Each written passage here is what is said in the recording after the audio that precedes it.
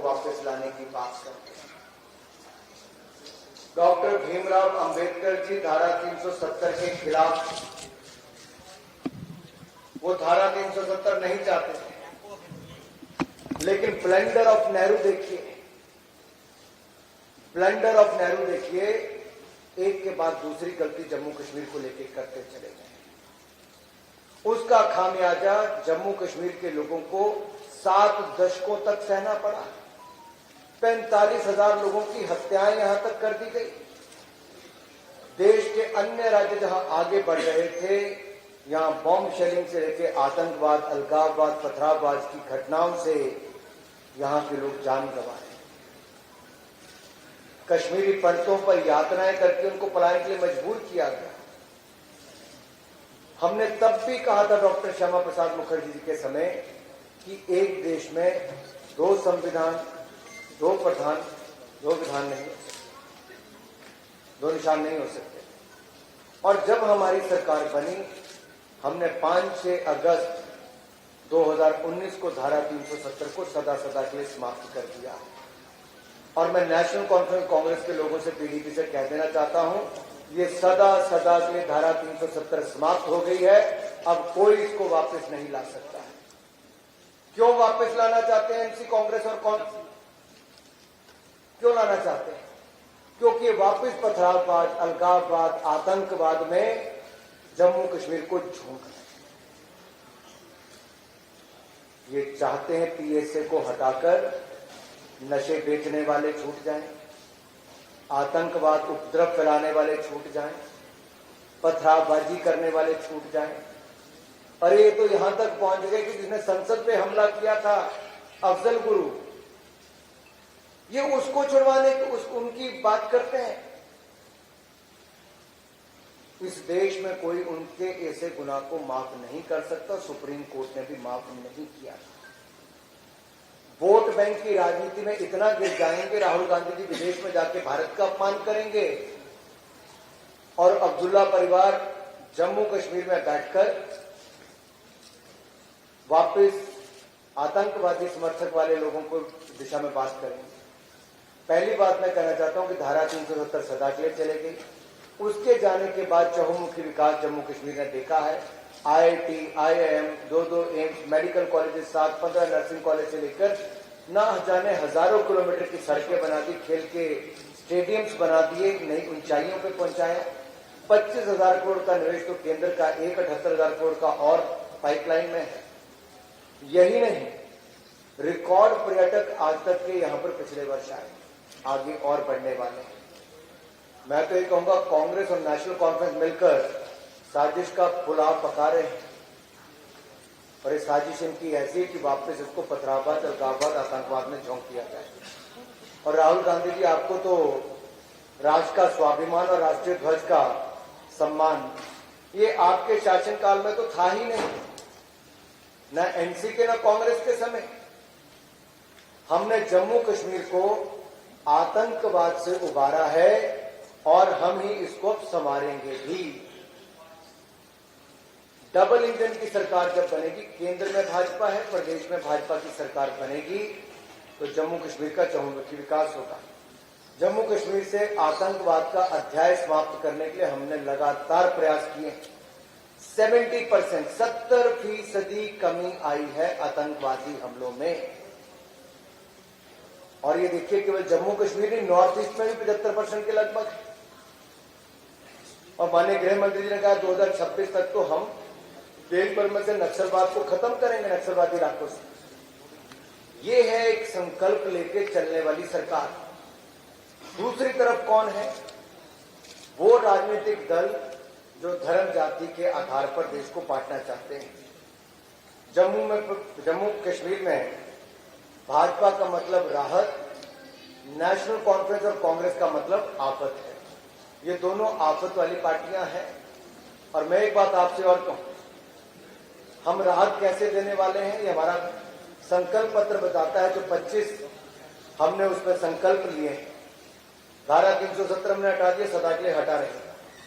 महिलाओं को 18,000 रुपये प्रतिवर्ष भारतीय जनता पार्टी की सरकार देगी। 3,000 रुपया हमारे बुजुर्गों को पेंशन मिलेगी। नौजवानों को हम कोचिंग के लिए छात्रों को 10,000 रुपया देंगे, छात्रों को फ्री लैपटॉप देंगे, छात्रों को 3,000 रुपया हम लोग यात्रा का खर्च देंगे और 5 लाख नौकरियां का प्रावधान सरकारी गैर सरकारी दोनों में हम लोग करके देंगे। आईटी हब हम जम्मू में खोलेंगे ताकि यहां पर भी रोजगार के अवसर उनके लिए हो सके। देखिए, धारा 370 तब हटी जब केंद्र में भाजपा आई। केंद्र में भाजपा आई तो आयुष्मान भारत भी आया, उसका लाभ जम्मू कश्मीर के लोगों को मिला। 5 लाख का इलाज मुफ्त में मिलता था, अब 7 लाख का इलाज मुफ्त में देंगे। अब केंद्र की सरकार हमारी आई तो हमने पीएम किसान सम्मान निधि 6,000 रुपया पीएम किसान में मिलता है, अब 10,000 रुपया पीएम किसान में जो मिलता है 6,000 प्लस 4,000 हमारे राज्य में आके 10,000 रुपये हम किसानों को देंगे। ये हम लोग दे रहे। जितने रिकॉर्ड अगर प्रधानमंत्री आवास योजना में 10 वर्षों में बने, कभी 10 वर्षों में नहीं बन पाए। कांग्रेस के 60 साल में मिला के निकले बने हुए। ये है विकास, जैसे हम आगे बढ़ाएं।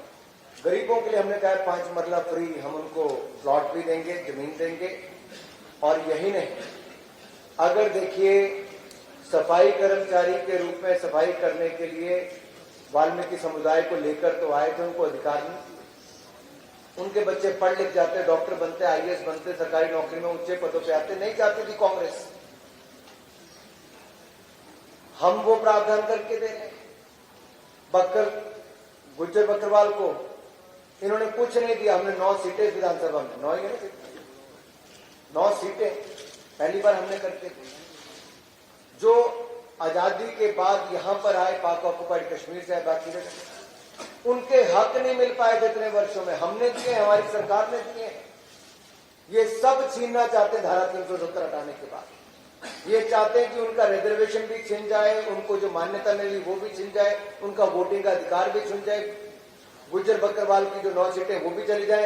ये लोग सब जो अपने 75 साल में नहीं कर पाए, अब ये छीनने की मंशा के साथ नेशनल कॉन्फ्रेंस और कांग्रेस पार्टी लगी हुई है। इनका एजेंडा केवल एक है, अफजल गुरु का गुणगान करो या फिर ऐसे काम करो जिससे बाकियों को पीड़ा हो। मुझे एक बात बताइए, क्या इनके पास जम्मू कश्मीर के विकास का कोई रोड मैप नहीं है? इनके पास कोई रोड मैप नहीं है, इसीलिए तो शंकराचार्य जी के मंदिर का नाम भी बदलकर तख्ते सुलेमान करना चाहते हैं। ऐसी कौन सी मजबूरी है राहुल गांधी जी की और उमर अब्दुल्ला जी की कि शंकराचार्य जी के मंदिर का नाम बदलना पड़ जाए? क्या पीड़ा होती है उनको उनसे? राम मंदिर का विरोध भी करेंगे तो शंकराचार्य जी के मंदिर का विरोध भी करेंगे, तख्ते सुलेमान करने की बात करेंगे। यहां की जनता इसको स्वीकार करने वाली नहीं। अरे और छोड़िए, हरि पर्वत का नाम भी बदलने की आप बात करते हैं, कोई मारण करने की बात करते हैं। क्या मजबूरी है चुनाव के समय इस तरह की बातें करने की? ये लोग बांटो और राज करो की राजनीति जो आज तक अंग्रेज करते आए थे, कांग्रेस और नेशनल कॉन्फ्रेंस ने उसने किया। उमर अब्दुल्ला जी चुनाव लड़ने से भयभीत थे, हार जाएंगे। फिर लगा कहीं एक सीट से लड़ूंगा तो भी हार जाऊंगा, 2-2 पे लड़ रहे हैं भाई। अरे भाई, हारने आओगे तो दोनों पे भी हार जाओगे। सवाल ये खड़ा होता है कि आज अफजल गुरु याद क्यों आता है? सवाल ये खड़ा होता है कि आज शंकराचार्य और हरिपर्वत का नाम बदलने का नाम दिया जाता है।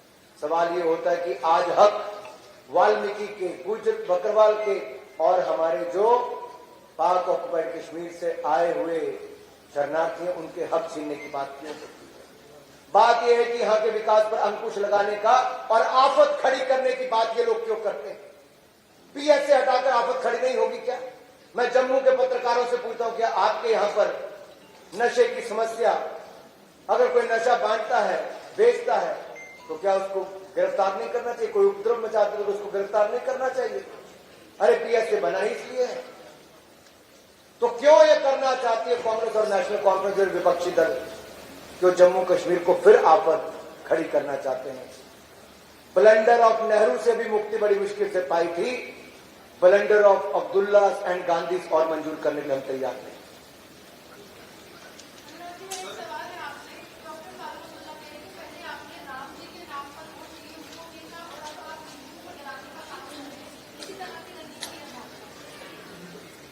मैं एक बात बहुत स्पष्ट करना चाहता हूं, और मैंने अभी भी कहा, पीएसए हटाना, अफजल गुरु का नाम वापस लेना, डराने की बात ये करते हैं कि जो भाजपा के साथ जाएगा उनकी क्या कहा गया। आपको तो बयान दिखाने की मुझे जरूरत नहीं है। ये बोलबानी मंजूर कैसे हो सकती है? कार्रवाई करनी चाहिए ऐसी पार्टी के ऊपर तो उस इलेक्शन कमीशन को। हिंदुओं की हत्या करने की बात करते, डराने धमकाने की बात करते। अरे भूलिए मत, ये भारत वो नहीं जो कांग्रेस ने 60 साल तक करके रखा था। आज ये भारत है जिसके कदम पूरी दुनिया में आगे बढ़ रहे हैं। दुनिया की फास्टेस्ट ग्रोइंग इकोनॉमी भी हम हैं और दुनिया की सबसे ज्यादा उम्मीदें भी आज भारत से ही हैं।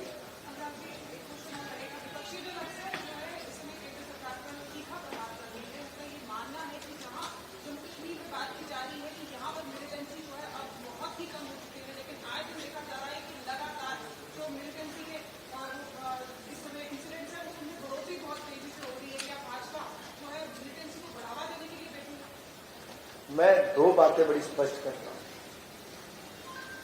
आतंकवाद, अलगाववाद के खिलाफ मोदी जी और भारतीय जनता पार्टी की सरकार लगातार इस पे काम कर रहे हैं। 70% इस पे कमी आई है तो मोदी सरकार के कारण आई है। हमने जो रुख अपनाया कि पाकिस्तान से तब बात करेंगे जब आतंकवाद बंद करेंगे, लेकिन यहां पर बैठे हिंदुस्तान का खाते हैं, हिंदुस्तान की सिक्योरिटी लेते हैं, हिंदुस्तान के फायदे लेते हैं, लेकिन गुणगान पाकिस्तान का करते हैं। कौन है ये लोग? वर्षों तक इन 3 परिवारों की कई पीढ़ियों ने फायदे उठाए। चुनाव जीतने के लिए पाकिस्तान के आगे कटोरा लेके खड़े हो जाते हैं, फरियाद करते हैं, उनका गुणगान करते हैं, आतंकवादियों का समर्थन करते हैं। अरे मैं आपको आंकड़े देख के बताना चाहता हूं। टेरर रिलेटेड इंसिडेंट 2018 में 228, 2023 में कम होके 46 रह गए और इस साल मात्र 11।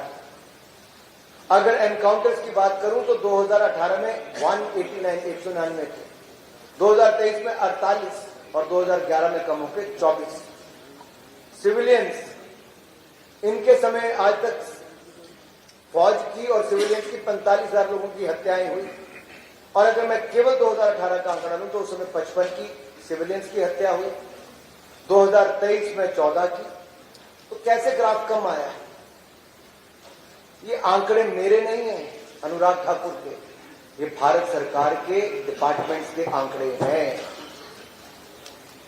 और शहीद भी अगर 2018 में 91 हुए थे तो आज मात्र, मैं मात्र नहीं कह रहा क्योंकि एक शहीद भी अपनी जान पर खेलकर न जाने कितने लोगों की जान बचाता है। लेकिन जब आंकड़े कम हो रहे तो मेरा बताना इसलिए जरूरी बनता है कि 90 से कम होकर, 91 से कम होकर वो इस साल 14 है। हमारा प्रयास है कि वो बिल्कुल भी ना हो। आतंकवाद को भी जड़ से मिटाएंगे। हमारे किसी सिक्योरिटी पर्सनल की कोई जान ना जाए, शहादत ना हो, उस दिशा में भी हमारे प्रयास हैं। और जो स्टोन पेल्टिंग थी भाई साहब, कितनी थी? 1328 मामले, 1328 मामले 2018 के, आज 0 है, 0। ऑर्गेनाइज हड़ताल कितनी थी 2018 में? 52, आज 0 है। कैसे बदलाव आया? धारा 370 हटने से बदलाव आया और लोगों का विश्वास जो अटल बिहारी वाजपेयी में था उससे ज्यादा आज नरेंद्र मोदी जी में। कश्मीरियत, जमहूरियत, इंसानियत की जब मैं बात करते हैं, ये लगातार इसको हमने बल दिया। डीडीसी के चुनाव हमने कराए, पंचायती राज के चुनाव हमने कराए, अब विधानसभा के चुनाव कराकर भी पूर्ण राज्य का दर्जा भारतीय जनता पार्टी